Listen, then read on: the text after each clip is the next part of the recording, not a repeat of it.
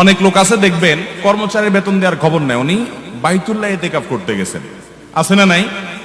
এগুলো গাছের গোড়া কেটে আগায় পানি দেওয়া। বাবারা ভালো করে বুঝে রাখেন, মানুষের হক ঠিক মতো আদায় করেন, ঘন ঘন উমরা করা লাগবে না রে বাবা। মসজিদ মাদ্রাসা দান করতে না পারলে গুনাহ হবে না আপনার, কিন্তু আপনার কর্মচারীর বেতন দেন না। আজকে কক্সবাজারে একটা হোটেলে খাওয়ার পর, খাবার হোটেলের এক কর্মচারী দৌড়াইতে দৌড়াইতে আমার পিছিয়ে আসছে। আমার তখন যমুনা টেলিভিশনে লাইভ 3:30 ঢুকতে হবে, 5-7 মিনিট দৌড়ে আমি যে লাইভে ঢুকবো, বলতেছে হুজুর হাঁটতে হাঁটতে শুনেন আমার দরকারি কথা, আপনারা আর পাবো কিনা। কি বলবা ভাই বলো?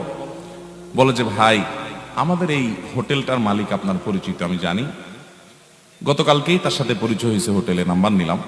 তো কর্মচারী ওটা দেখছে, দেখে বলছে আমাদের মালিকের সাথে কালকে আপনার পরিচয় হয়েছে, নাম্বার নিলেন দেখলাম।